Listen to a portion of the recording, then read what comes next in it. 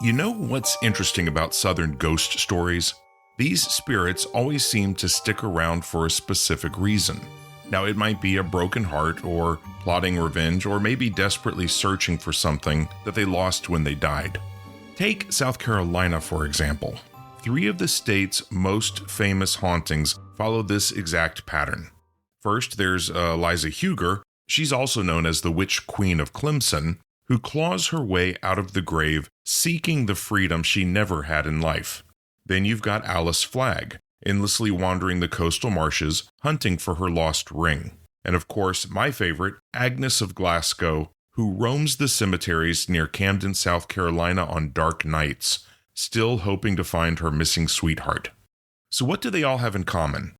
Each one of them was buried without something they held dear, something that mattered to them more than life itself. And here's the thing. If being buried without your ring or a chance at love is enough to trap your soul between this world and the next, imagine what happens when you bury a body in one place and an arm in another, or a leg, or, God forbid, their head. Yeah, you're definitely getting a ghost. Welcome to Haunts and Hollows, True Tales of the Gothic South. I'm your host, mystery author Liam Ash. In this episode, I'll be exploring a popular folklore trope, ghosts that are missing limbs and more, as well as the true stories that may have inspired these popular urban legends. This episode of Haunts and Hollows is sponsored by my friends at Arcanoctus. They invite you to unlock your curiosity with their collection of the odd, the unusual, and the obscure. Back in 1820, Washington Irving published a volume he called The Sketch Book of Geoffrey Crayon. Never heard of it? Well, that's okay because almost nobody has. But buried deep in that collection of 34 short stories is a tale virtually everyone knows, The Legend of Sleepy Hollow. If you somehow missed it, here is the setup. There's a very jittery, deeply superstitious schoolteacher named Ichabod Crane. He's riding through the moonlit backwoods of Westchester County, New York, when he realizes he's not alone.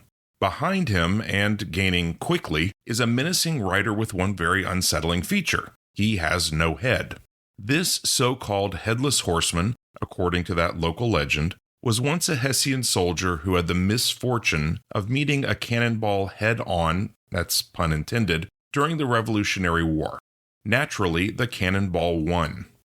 Now, every night, he lurches from the shadows and rides in a furious search for the head that he lost.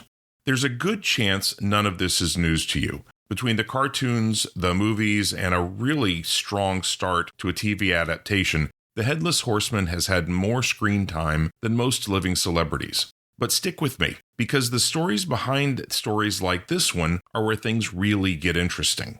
That's because Sleepy Hollow represents an entire subgenre of folktales. It's the dead returning to haunt the living in search of something precious, usually a missing head or other body part. In fact, this type of story has a specific number on what's called the Arne Thompson Tales Type Index. This is a system that tries to group folk tales from around the world based on common themes. For example, if the story you're reading is about slaying a dragon, that is probably type 300. If there's a sleeping princess, that's type 410. This time around, however, we have tale type 366. A corpse returns to claim its property. The basic idea is that the dead never find peace in the afterlife until their physical form is intact. Go down a rabbit hole of early American folktales and you'll find dozens of urban legends just like these. In fact, one of Mark Twain's favorite stories to tell on his reading tours was a 200-year-old tale entitled Where Is My Golden Arm? This one is about a woman, and in the story she doesn't have a name, so we'll just call her Susan. And Susan has a prosthetic arm made of pure gold, which sounds both very heavy and kind of impractical. It turns out that her husband is far fonder of the arm than he is of Susan. I'm not spoiling anything when I reveal that he kills Susan for that arm. It actually happens in the first paragraph.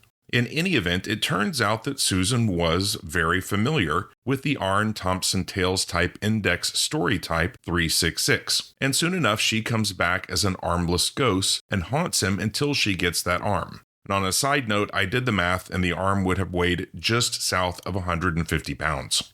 Stories like Where Is My Golden Arm led to folk tales of not quite complete specters spreading like wildfire around the rural South. For example, in Williamson County, North Carolina, locals claim to have seen a lonely, unnamed ghost wandering the creek near Glen Cannon Falls. The specter, they say, is a Union soldier who, just like the horseman, was decapitated by a well-aimed cannonball.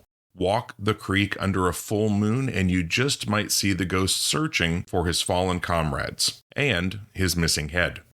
A little further south, the city cemetery in Greensboro holds more than 3,000 residents in eternal rest. In my opinion, the most interesting guest, however, is one who can never enter the gates. For decades, local residents have talked of a terrifying sight, a ghost you can only see on nights without a moon. They swear that if you walk to the farthest corner of the cemetery and look out along the railroad line, you may hear a weak voice asking for help. It might even beg you for a drink of water. The lost ghost of Greensboro, as they now call him, appears to be a young Confederate soldier. In another cannonball-related mishap, the poor guy has only half his head remaining. In his blood-caked hands, he holds an empty canteen. No one knows his name, but we do know his fate. If the legends are true, he will wander this stretch of tracks forever in search of something to drink. Now, not all headless ghosts are the result of cannon fire. Back in the 1860s, near Brunswick County, North Carolina, a marshy stretch of the railroad line lies just past Rattlesnake Creek. According to legend, on a dark night in 1867, a railroad brakeman named Joe Baldwin was just settling down for a little sleep on the Atlantic Coast Line caboose. Just as the train was taking the Rattlesnake Bend, he felt the car lurch. In the darkness, he heard the screech of twisting iron. In an instant, he knew the caboose had uncoupled from the rest of the train. He checked his watch, and he soon figured the midnight train was just a few moments behind. With the bend in the line, they would never see him in time to stop. So Joe grabbed his lantern, threw open the door, and waved his light against the night. Sadly, the legend says it was too little too late, and the two trains collided in a fiery crash. Caught between the two, Joe was crushed in an instant. The impact was so strong, in fact, that his head was torn clean from his body and sent flying into the darkness.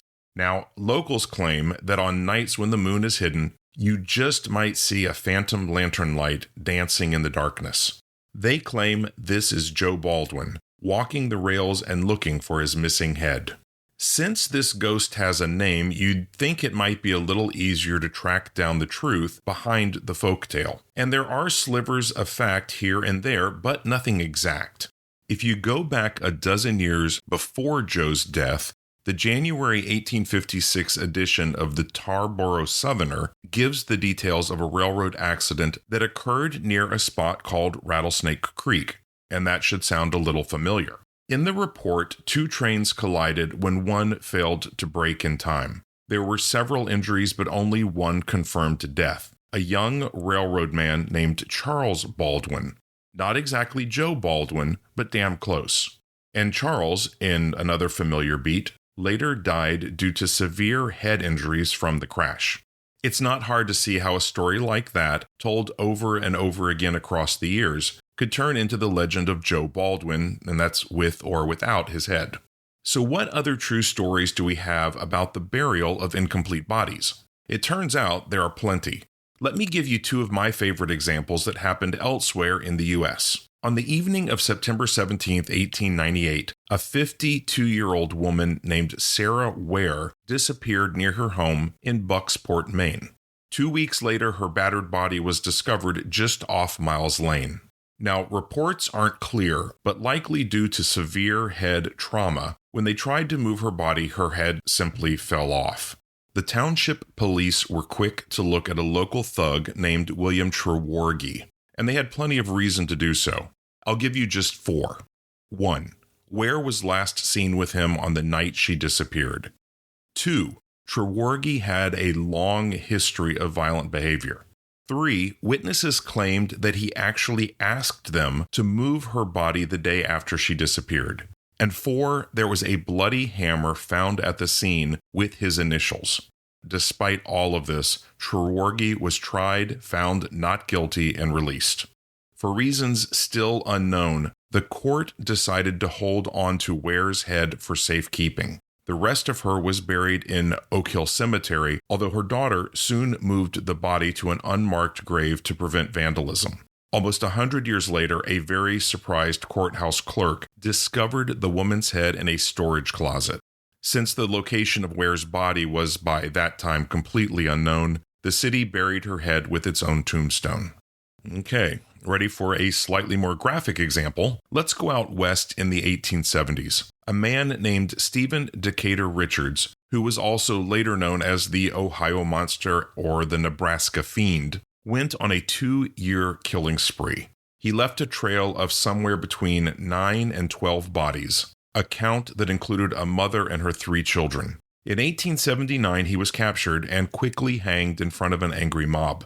The sheriff posted guards at his gravesite, but it did little good. Within 48 hours, his corpse had been dug up and removed from its coffin. The local paper suggested it was likely doctors who had wanted to study him for posterity.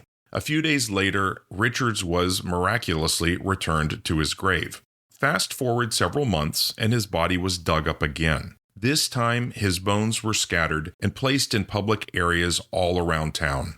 That left the local lawmen with a gruesome task, collecting each of his bones. And by all accounts, they did a lousy job at this. While most of Richards was reburied, that same local newspaper got hold of his skull. They then placed it on display in their office window, and soon the skull vanished into history. So, how about the Gothic South?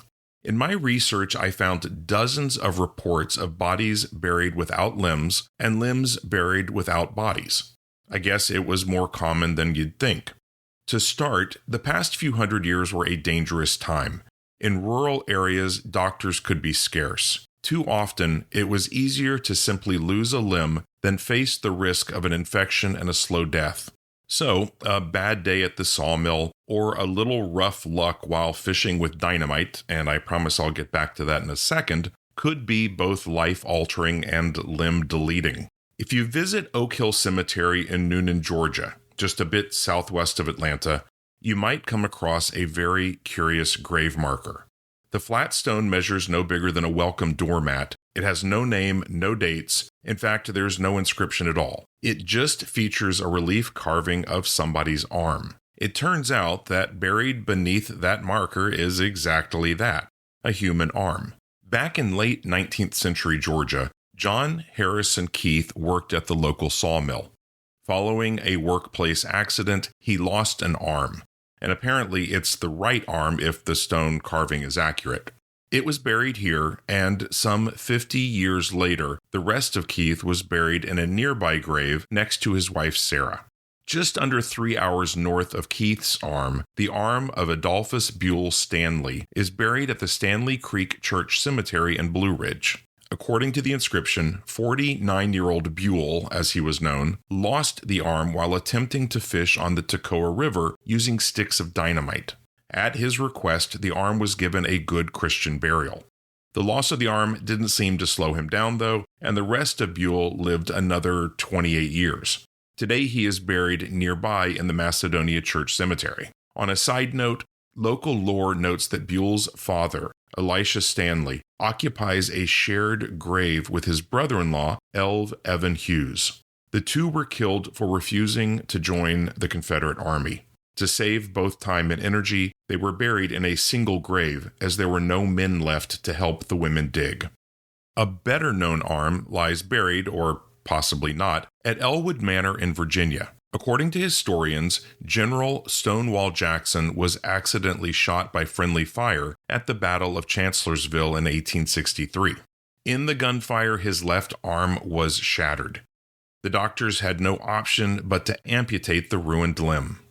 Elwood Manor was home to the J. Horace Lacey family, and they had a lovely family cemetery there.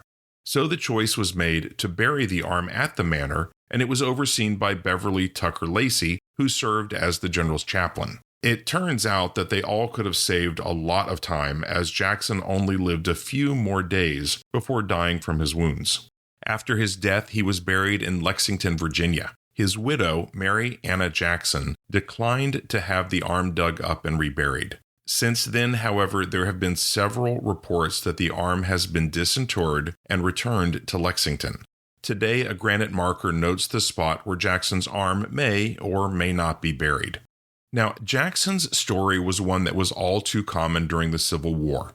Historians estimate that nearly 75% of all battlefield operations during the war were limb amputations. Union records suggest that just upper arm amputations accounted for 5,540 procedures. Sadly, the risk of unsanitary instruments and conditions meant that many of these operations failed to save the patient. Of those upper arm procedures, an estimated 1,270 died from complications, a nearly 1 in 4 fatality rate. Well, these battlefield practices gave rise to a grim necessity: the limb grave or the limb pit. Today, what might be considered medical waste was, even during the horrors of wartime, seen as a solemn separation. With so many amputations being conducted under such brutal conditions, efforts were still made to give the arms and legs a Christian burial. In June of 2018, researchers located a Civil War limb pit near the town of McLean, Virginia. In that grave, they uncovered 2 full skeletons and evidence of at least a dozen additional miscellaneous limbs. Each of the bones showed clear marks from surgical instruments, likely following the Second Battle of Bull Run. One of the strangest stories to come from the Civil War happened just as the conflict drew to a close. While John Wilkes Booth is best remembered for the assassination of President Lincoln on April 14, 1865, there were several others who were tried and imprisoned or executed for their part in the plot. Of the 8 co-conspirators, there was one, a Confederate soldier named Lewis Powell, whose bizarre story continued far beyond his death at the gallows. Born in Alabama, Powell was the youngest of 8 children. Now, he cut a striking figure at well over 6 feet tall, with a broad jaw due to a mule kick when he was 13. In his late teens, he fought for the 2nd Florida Infantry in the Peninsula Campaign of 1862. In a bit of uncomfortable foreshadowing, Powell was said to have carried the skull of a Union soldier, which he used as an ashtray. Over the next 3 years, he fought, was captured, escaped, and fought some more, earning himself the nickname Louis the Terrible. In early 1865, Powell met John Wilkes Booth in Baltimore, a meeting that changed and likely shortened both of their lives forever. The two became fast friends, and with a group of fellow malcontents, they plotted to kidnap and kill President Lincoln. While Booth stalked their target at Ford's Theater, Powell made his way to the home of Secretary of State William Seward. Despite his size and extensive military experience, Powell was an absolute dumpster fire when it came to stealthy murder. He first bluffed his way into the house with a delivery of medicine for an injured Seward. Powell was quickly confronted by several members of the house. When his gun misfired, he instead pistol-whipped Seward's son, attacked the attending sergeant with a hunting knife, and attempted to stab Seward in the face and neck. The secretary had just been injured in a carriage accident. So, fortunately for him, he was bound up in a splint of metal and canvas around his jaw. This deflected most of the blows. Failing to kill Seward, Powell attacked a second Seward son and a State Department messenger, then fled the building without successfully killing anyone. 3 days later, he was arrested and easily identified as the man who had attacked the secretary. The following year, all 8 co-conspirators were tried and hung from gallows erected in the Arsenal Courtyard in Washington, D.C. As wild as the past year had been, Powell's death is where things really started to get confusing. Originally, he was buried along the east wall of the prison yard with Booth and several of the others. 2 years later, the bodies were moved elsewhere in the arsenal, and 2 years after that, President Johnson agreed to release the remains to their families. What happened next is just a collective guess. Some records suggest that Powell's family in Florida asked to retrieve his body, but they never showed up. Over the years, his bones were then moved from D.C.'s Graceland Cemetery to Holmead's burying ground. So, why am I telling you this story? When the family eventually did show up in 1871, they were given his body for yet another reburial. Well, they got most of his body. Without any explanation, Powell's head was missing. On the way home, according to this story, Powell's father fell ill. So they buried their dead son one more time at a small anonymous farm somewhere along the route back south. Other historians suggest that Powell's family declined to retrieve him, so he was moved again and again before landing in Holmead's burying ground. True or not, Holmead's closed in 1874, and for 10 years bodies were dug up and redistributed around the region. The most reliable report suggests that Powell was moved from the burying ground in 1884 and reburied in a mass grave at nearby Rock Creek Cemetery. That, however, was not the end of Powell's tale. In 1991, a stunned researcher at the Smithsonian was cataloging the museum's Native American skull collection. They stumbled across a skull that was later identified as belonging to Powell, hidden among the specimens. An investigation was launched, and it seems that A.H. Gowler of Gowler's Funeral Home was in charge of the move to Holmead's. They say that Gowler lifted the skull for unknown reasons.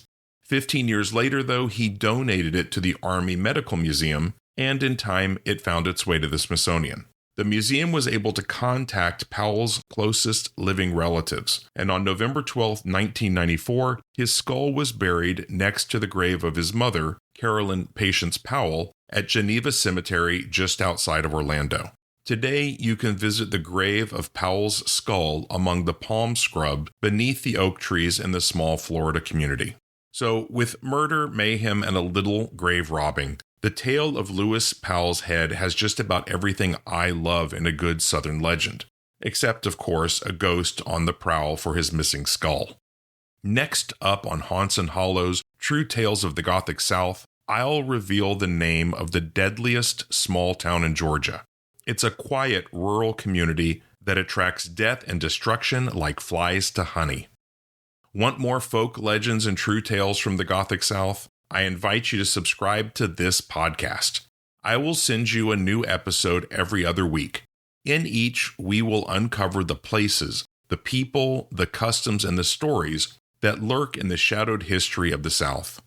You can also check out my latest book, Haint Tales and Other Stories, for 40 historic legends of spectral hauntings, paranormal encounters, and Southern ghost lore. It's a perfect read for a stormy night.